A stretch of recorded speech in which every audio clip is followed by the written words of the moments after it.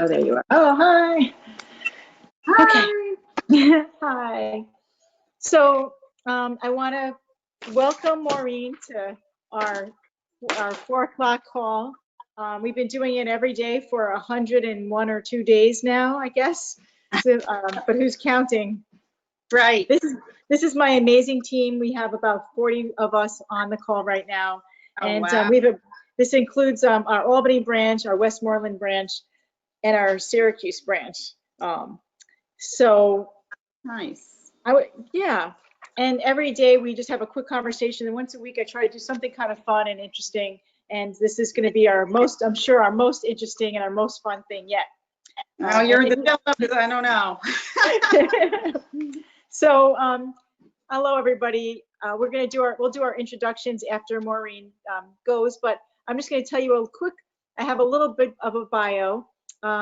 So Maureen, her last name is Murphy, is the manager of consumer trends, nutrition, and lifestyles for Price Chopper and Market 32, which is how I was came in contact with her. Neil Golub and I are friends, and I asked him if he knew somebody who would be great to do this, and that's who he recommended without hesitation and had nothing but amazing things to say. And now that I've gotten to know Maureen a very short bit at a time, I'd have to agree. So far, so good. She's been with Price Chopper since 1983. So she's had a long history of being involved in food and nutrition. And currently she's responsible for the development and implementation and evaluation of the company's health and wellness, nutrition, food, and lifestyle programs. She established the chain's first cooking school located in the Market Bistro store, and Maureen continues to provide oversight to the cooking school team on class ideas and monthly themes, which is so wonderful. And I went to that cooking school once with Neil, actually, and Jane when she was still alive, and another few couples, and had a really wonderful time. And I still have my Market 32, what do you call that thing when you wear when you're cooking to not keep your clothes from getting dirty? My apron, there we go. I still have my apron. Obviously, I don't use it much, as you can see. Maureen actually has a Bachelor of Science in Food and Nutrition, and she's a member of the Food Marketing Institute's Consumer Affairs Committee, and a longtime standing member for Hunger Solutions New York, which is a private nonprofit organization dedicated to alleviating hunger for residents of New York State, which is really wonderful. Maureen, our company also tries to give back to the community. We've done over 100 donations each year for probably the past 10 years.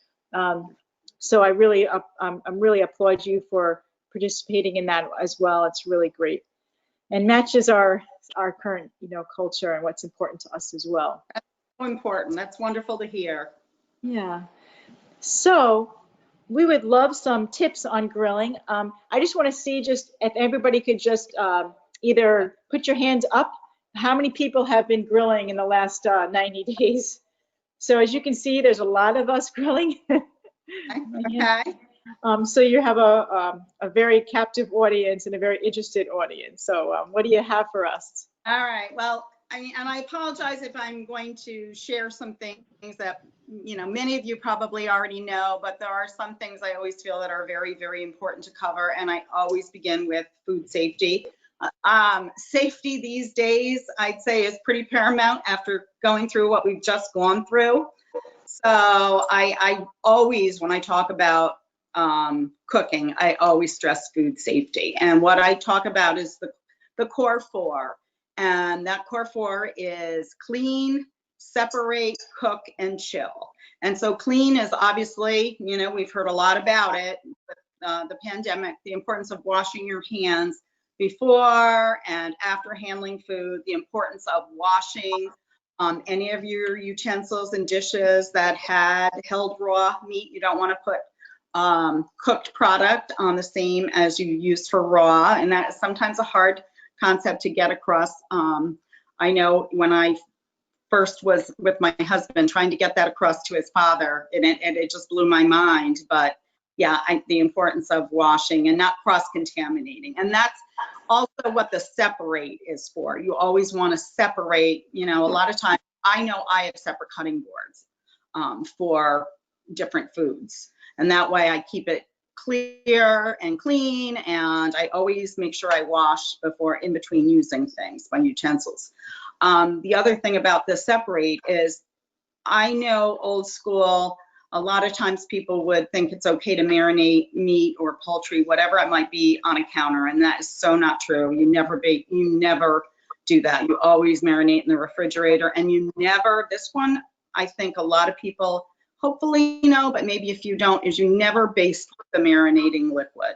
If you want to use that marinade as a sauce later, because a lot of times people will do that. So if you want to do it, you either boil it to destroy any harmful bacteria, or you want to make extra. So and if you want to baste during that grilling process, set aside some that you're going to use. Don't keep basting with the marinade, what the meat or chicken has been marinating in. You want to make some separate, put it aside. The other thing when we talk about cooking is to safe internal temperatures. And the best way to ensure that is with an instant read thermometer. And since I can't really see everyone's faces, how many people use a thermometer? And maybe, Dawn, you can give me a rough idea how many people use an instant read thermometer when cooking. A couple, probably not that many. Okay, this is really, really important, and it's important to check at the end of the cooking time. And what you do is you insert the thermometer into the thickest part of the meat without touching bone or fat, and you check it several times, in several places to make sure the food is evenly heated. And whole cuts of meat like steaks, chops, roasts, you want the thermometer to read 145 degrees. And if you want it cooked more than that, that's fine. But 145 degrees, and you allow a 3-minute rest time, and that ensures that those foods are cooked thoroughly. Now, we always talk about ground beef, so any ground meats, whether it be ground beef, pork, lamb, veal, 160, and you probably have heard that. But that, again, very, very important. And poultry, including ground poultry, is 165. Fish, we use the 145. And then when you have leftovers, it's always good to reheat them to 165 to be sure you've killed off any harmful bacteria. So that's, my little food safety spiel. One other thing, when I talked about the chill, be sure you refrigerate your leftovers promptly. And if you're outside, you're enjoying a beautiful day with family and friends, and we're not going too far this year, so it might be your backyard. Make sure you don't leave that food out, especially in the heat, for longer than an hour. We usually say refrigerate within 2, but in the heat, refrigerate within an hour. So again, that's my food safety spiel. As far as, getting into some tips on cooking, it's important to start with a clean grill, and that includes your grill pan that's underneath. Because it's the grill pan, sometimes when you notice you have little flare-ups, it's because the grill pan isn't necessarily clean. It's always good to keep something nearby, an extinguisher, a little squeeze bottle or something, and that way there, if you do have that, you make sure you extinguish it. Now, to reduce, when you put foods on a grill, how many people either spray the grill or use some type of oil or something to grill it? How many? Okay, a few. Okay. The tips for making sure you do it and do it properly is you oil a hot grill.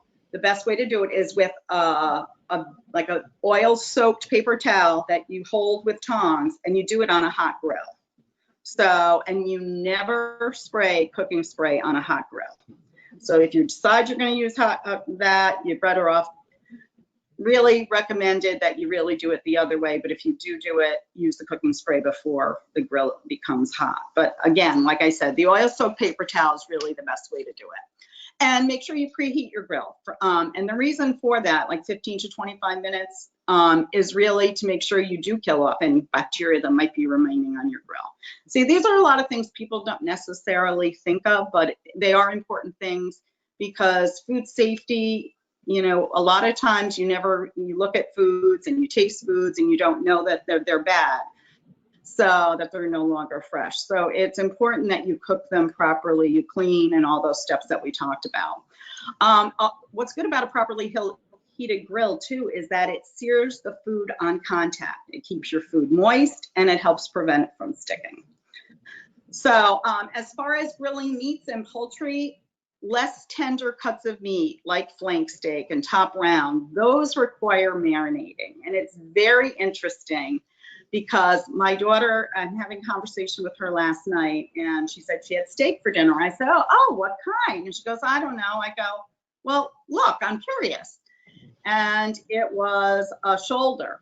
And I said, did you marinate it? And she said, no. And I said, well, for best results, something, and she said it was tough. I said, well, for best results, you really should marinate it for at least 8 hours or overnight. So, and you know what? A lot of people don't think of this chicken breasts and chicken wings and legs. Those should really be marinated overnight, believe it or not, for best results. You will be much happier, especially with chicken breasts today. I don't know how many people have noticed that chicken breasts aren't quite as tender as they used to be. And that's what they actually call woody. And sometimes we get those, and it's any retailer. It's not just, you know, it's just the luck of the draw, the way they're raising the chickens. So it is good to marinate them. And it's not just for flavor, because of course marinating gives flavor, but you'll be happier, especially like I said, if you do the less tender cuts of meat. Whereas your tender cuts, like ribeye steak or tenderloin or sirloin, they don't need a marinade, but you can certainly marinate them if you want to add extra flavor. But it's advised that you only do it for, you could get by with doing it for a half hour or just a couple hours. You don't want to marinate something that's already tender overnight, because it will break down the connective tissue, and then you're really going to be disappointed because the product will become mushy. Has that ever happened to anybody? I don't know if anybody ever has had that happen. Marinades too, the ones you're going to use, often contain oil or butter. So be careful when you put those on the grill, because that can cause a flare up. So just keep that in mind. And I'm sure many of you have encountered some of these things. Like I said, I don't want to be redundant, but I kind of wanted to give a kind of 101 and share some other tips with you. Dry rubs, anybody use dry rubs? They're also known as dry marinades, spice mixtures. They've become much more popular. And you just really need to sprinkle those evenly on both sides and let that sit for 30 to 45 minutes at room temperature before cooking. And that gives that nice flavor. Place your thickest meats on the hottest part of the grill. And also make sure to seal, as we talked about, preheating that grill will seal in the juices and sear the meat.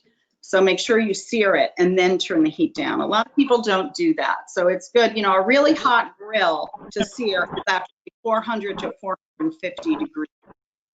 So you want to sear it high and then turn your heat down. And that way there you'll get that nice sear or char on the outside, but the meat inside will stay, and then you turn down, the meat inside will stay moist, and that's what you want.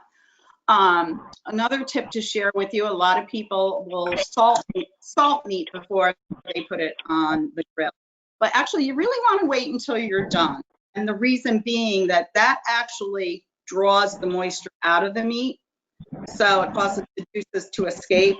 And that, like I said, in the meat drying out. So add your salt later and make it, you'll be happy you did. And as far as sauces and glazes that we talked about, you want to do that. Don't do that when you put it right on the grill, because any of the things will cause flare. And so only add that during the last 10 to 15 minutes of cooking time. Don't put it on the grill and then start. Sorry, Maureen, 1 second. Whoever's labeled as caller 18, if you can mute your line, please. Just causing a little bit of background noise. I don't want to miss anything, so I'm kind of really learning stuff. Thank you so much. All right, go ahead. Okay.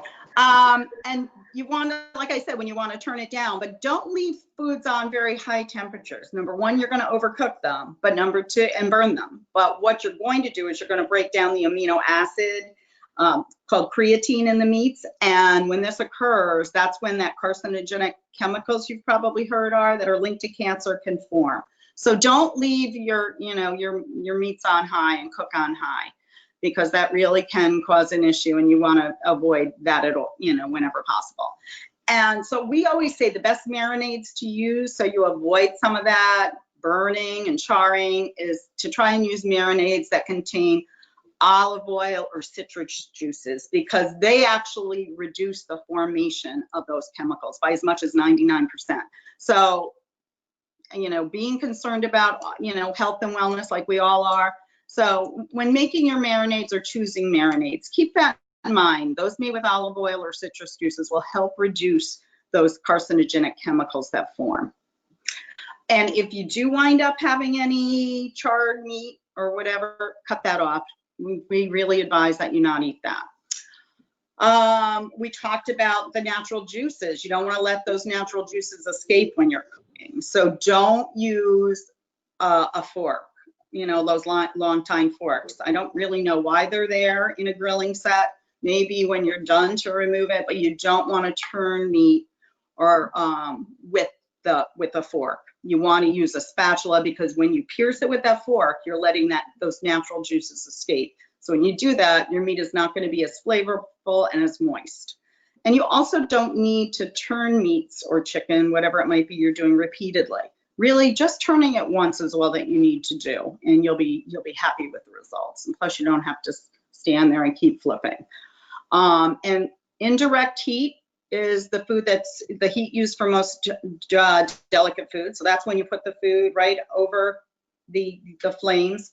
But for larger cuts of meat, if you're going to be doing things like roast or any foods actually that are 2 inches or more, like ribs is another one, you want to use indirect heat. I'm sorry, you want to use direct heat for the more delicate and larger, for the more delicate foods, I'm sorry, and the larger cuts of meat, you want to use the indirect heat. The direct heat, as I meant to say, was for like your burgers, your steaks, things that are less than 2 inches. So that's when you put it over the flame.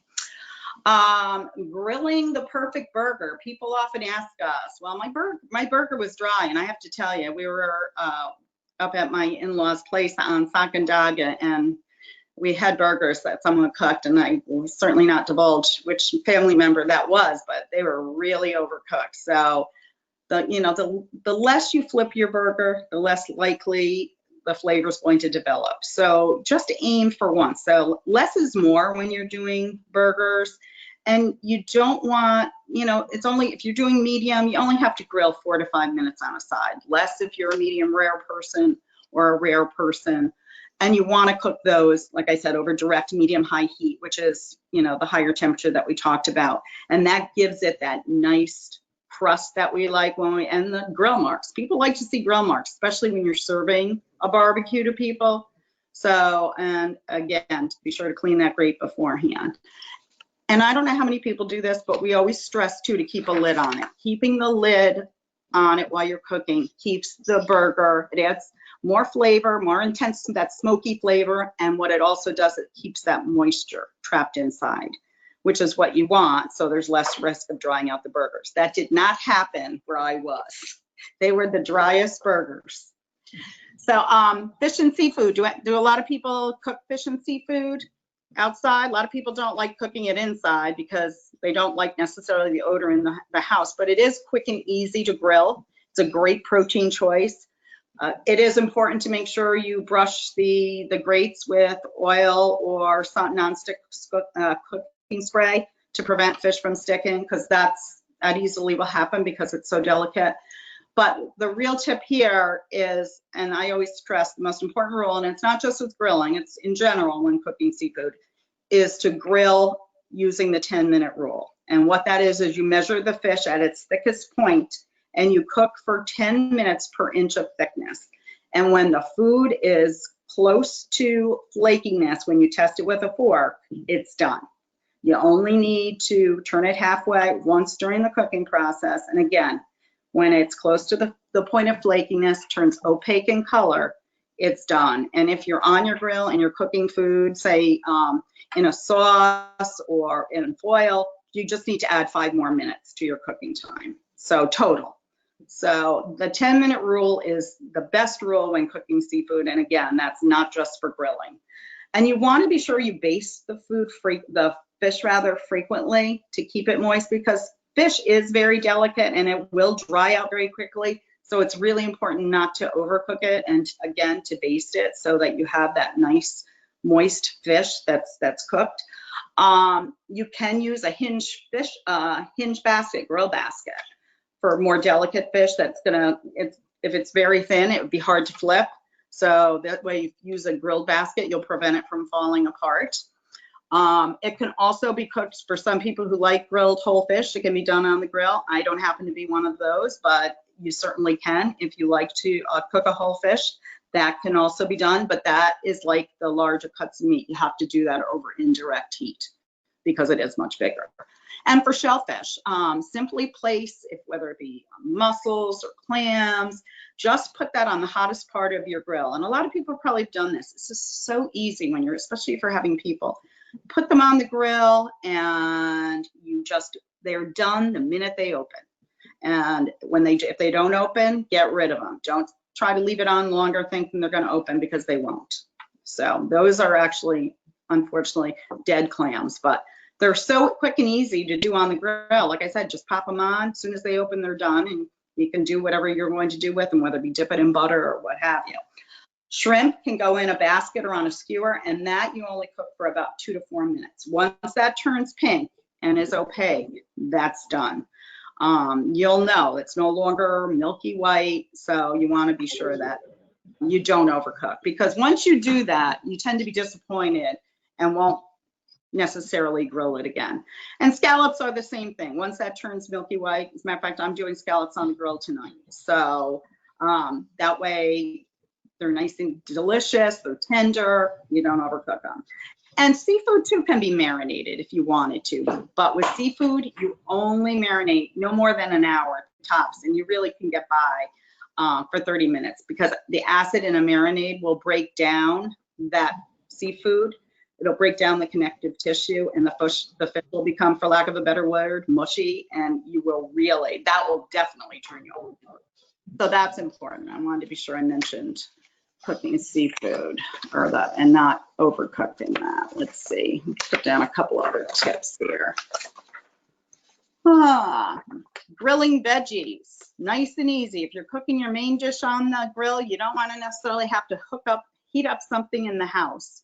So, and actually, if you don't feel like getting fresh veggies, we have something in the frozen case that I bought. I haven't tried it yet, but I think it's called Pick Sweet, and it's a container full, and they have different varieties, and I got a mixed veggie that I'm actually going to do tonight too with my scallops, and you just throw it on the grill. So that's nice. But if you are going to do some fresh veggies, soak the vegetables in cold water just briefly before grilling to prevent them from drying out on the grill, because if they're big vegetables, you don't have to worry as much, but if they're more tender, you don't want to definitely overcook them, and they will burn. Skewers are probably one of your best bets for doing veggies, or a grill basket, depending on what they are. I usually, make sure you brush them with something, whether it be oil or a marinade. Italian dressing makes a very quick and easy marinade, or to either use as a marinade with veggies or to just brush on them. And things like portobello mushrooms, squash, eggplant, those types of things you're going to want to do over that direct heat. And the veggies, it's really more medium heat, not high, so they don't overcook. And the time to cook them will vary depending upon what it is. Obviously, something like asparagus cooks in like 6 to 8 minutes, whereas portobello mushrooms are going to take you, say, 12 to 15 if you're doing those for a burger or just to enjoy with them. And a mixed veggies, if you want to do a nice mixed veggie ensemble, you can cut them in 1/2-inch slices, place them in foil, drizzle with butter, oil, or whatever seasoning you want, wrap the foil tightly and place on the grill, and in 6 to 8 minutes, it should be done. So that's nice because you've got your meal, you've done your entree and you've done your side, which is nice. So that way you aren't having to, and what's also good is it doesn't have you running back and forth between kitchen and outside grill, because that can get tricky if you're trying to watch both things, if you don't have an inside helper with you.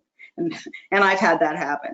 And as I said, veggies are great marinated, so don't feel, and you don't have to do a high fat. There's plenty of low fat options, a lot of low fat Italian dressings or other dressings that you can marinate in or just season. And then corn, a lot of you do corn on the grill? Am I getting a lot of yeses? Do you cook? How many of you cook in the husk? The majority? Yeah, looks like it.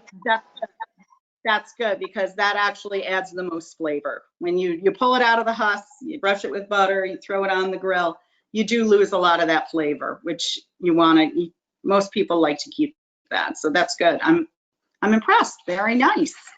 Anybody do grilled fruits? Pineapple. Dawn, you said you really don't cook. You're I know. I raising do. that I kind of have a fruit addiction, so I do everything with fruit. That's good. The pineapple's great.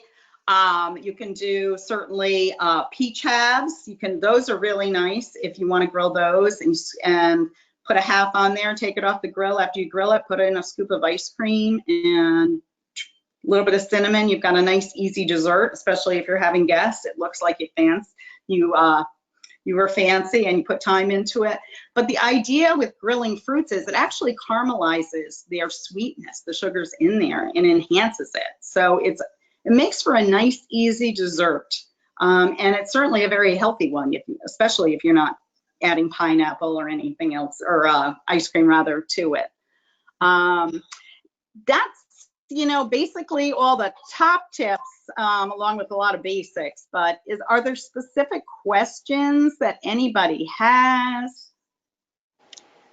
First of all, I just want to personally say thank you. I learned a ton of stuff, and I do hope that we recorded this because I can't remember. I wish I was taking notes. So it's, I can't believe how little I knew. And we had a trivia game last week, and we'll have to add some of this to our trivia for next time. Really, like really great. If anybody has a question, they can put it in the chat, and I'll read it out. That way it's easier. I apologize, I on quickly, but I know you also have your team meeting. So no, it's perfect. No, you are absolutely perfect. I can't believe how much great information I got in this really short period of time. So I love it that you talk fast like me. I think we got, and I'm so appreciative. I never expected there to be that much to actually really learn. From the chats, I see everybody had, people were really excited about different things. People learned stuff about fish they didn't know. They learned stuff about hamburgers they didn't know. They did volunteer us to all go to Joe's house, and I think Joe's actually buying all the food. Thanks, Joe. I love it. No, it's great, and people are getting hungry. So I hear it. Another fun thing to do, especially if you have kids, is to take a banana and, open the peel, slit the banana, throw in a little bit of mini marshmallows, a little chocolate, throw it back on quickly, tell it melts, and you got a nice little s'more in its own package. Oh, cool. That's a neat one too. Oh my gosh, I cannot tell you how much I appreciate. Somebody did ask about charcoal or gas grill. If you have it's really a matter of preference. Obviously, charcoal lends a much smokier flavor, although it's not as convenient as a gas grill because it takes longer to get yourself, you get the coals going. And especially with a charcoal grill, you need to be really careful not to burn food because it's easier on a charcoal grill to have major flare-ups. So with those carcinogenic chemicals. But again, it's totally a matter of preference, and there's nothing like some food cooked on a charcoal grill. Thank you. So John asked about grilling planks. Do you have any information on grilling planks? Oh, for salmon, those are great. If I don't use them simply because I haven't really invested in one. Doing salmon or something on a plank is a great way, and we sell them, I believe, in our stores. So that's a great, actually very nutritious healthy way to cook seafood or whatever it is you might be doing. Okay, wonderful. When's dinner?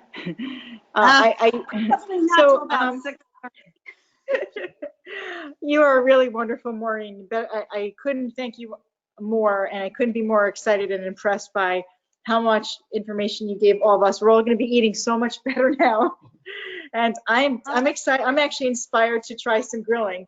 So I do like to cook. I just don't get any time to do it, but I might have to do it now. I have, I want to try some of the things you said. So thank you so very much. I really, really appreciate it. What's nice about traveling is it is convenient. You know what? It is, and especially with us all being home, keeps the mess outside. I think we were Right. all tired of cooking. Yeah, true. That's for sure. I hope our paths cross again, Maureen, and looks I really Fun. thank Thank you to you. you and your team for Thank you, having me. Maureen. You're welcome. Thank you all, and I you. Thank wish you. all, Wonderful. Meeting you. Thank you. thank you. Have a wonderful, Thank you. happy summer. You're Thanks so welcome. much. You as well. You helped to add to our summer already. So thanks for Yeah. that. Okay, take care. Bye-bye. You too. Bye-bye.